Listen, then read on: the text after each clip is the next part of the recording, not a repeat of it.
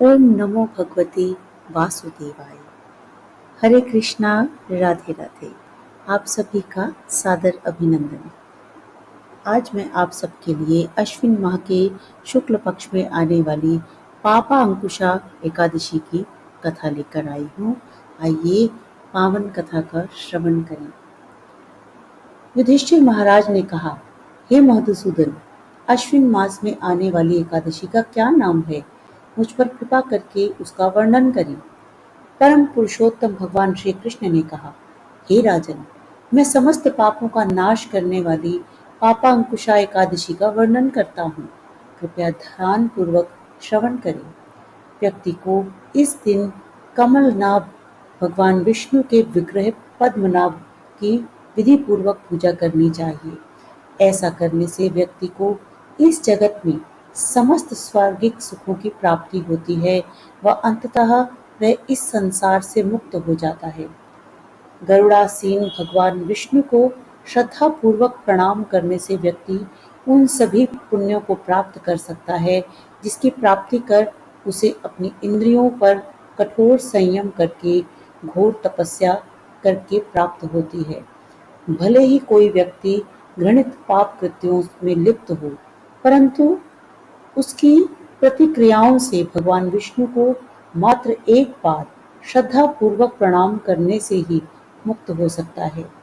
इस पृथ्वी लोक पर भगवान विष्णु के पवित्र नामों का उच्चारण करने मात्र से उसे समस्त तीर्थों का फल प्राप्त हो सकता है। यथा राम, विष्णु, जनार्दन, कृष्ण। विशेषकर एकादशी पालन करने वाले भक्त को कभी यमलोक का दर्शन नहीं करना पड़ता। ऐसा मुझे भक्त अतिशय प्रिय होता है। एकादशी के दिन व्रत पालन से अर्जित पुण्य के 16वें भाग की तुलना 100 अश्वमेध यज्ञों या 100 राजसूय यज्ञों के पुण्य से भी नहीं की जा सकती। वास्तव में 3 लोकों में भगवान पद्मनाभ के दिन एकादशी व्रत के पालन के समान आनंददायक व पापों से शुद्ध करने वाला कुछ भी नहीं है। हे राजन, जब तक व्यक्ति भगवान पद्मनाभ के इस पवित्र दिन एकादशी व्रत का पालन नहीं करता, तब तक वह पापी ही रहता है और उसके पूर्व जन्मों के पाप उसका पीछा नहीं छोड़ते।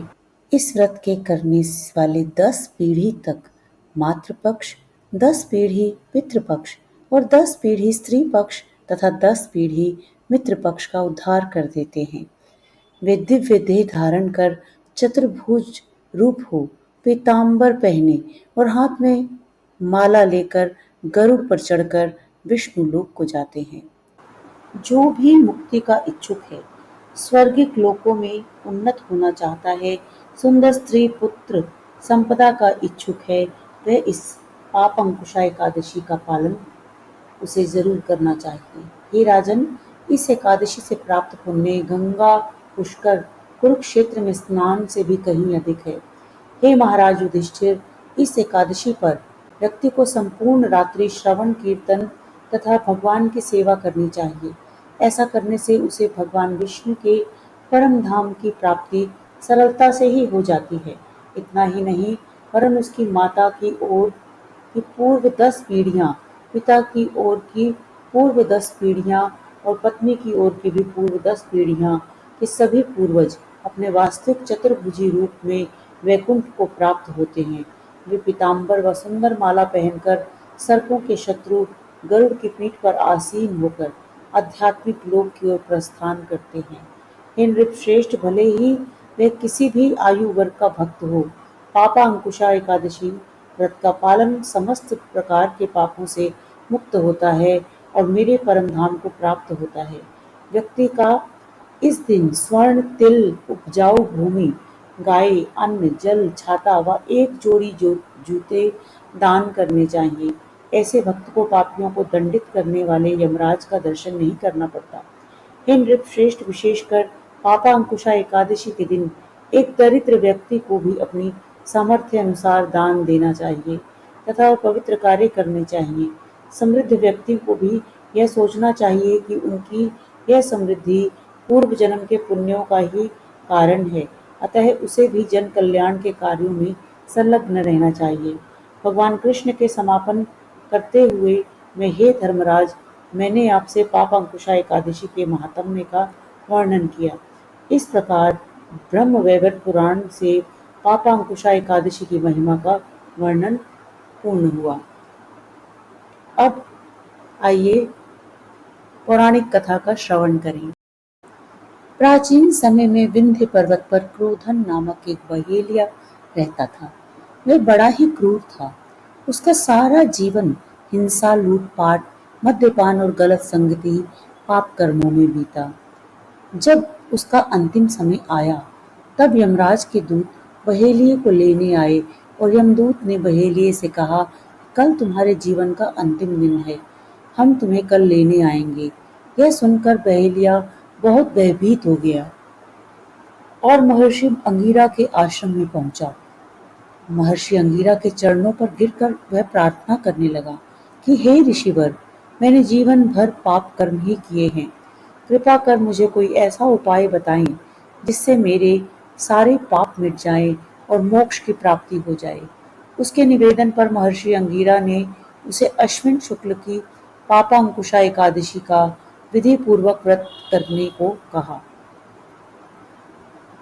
महर्षि अंगिरा के कहे अनुसार उस बहेलिया ने यह व्रत किया और किए गए सारे पापों से छुटकारा पा लिया और इस व्रत पूजन के बल से भगवान की कृपा से वह विष्णु लोक को गया। जब यमराज के यमदूत ने इस चमत्कार को देखा तो वह बहेलिया को बिना लिए ही यमलोक को वापस लौट गया। तो बोलिए जय श्री हरि। आइए अब जान लेते हैं कि श्री हरि के मंत्र जो कि एकादशी के दिन हमें करने हैं वे क्या हैं। ओम नमो भगवते वासुदेवाय। यदि आप इस मंत्र का जाप दिन भर चलते फिरते उठते बैठते करते रहते हैं तो यह बहुत ही शुभकारी है। और अन्य मंत्र जो कि शीघ्र फलदायी हैं वे हैं श्री कृष्ण गोविंद हरे मुरारी हे नाथ नारायण वासुदेवाय। और एकदम सरल मंत्र जो है ओम नमो नारायण श्रीमन नारायण नारायण हरि हरि ओम ह्रूम विष्णवे नमः। तो आइए भक्ति पूर्वक श्रद्धा पूर्वक पापांकुशा एकादशी का आवाहन करें और माँ लक्ष्मी और भगवान श्री नारायण हरि विष्णु की असीम कृपा पाएं। यदि आपको यह वीडियो पसंद आई है तो कृपया लाइक के आइकन को प्रेस करें।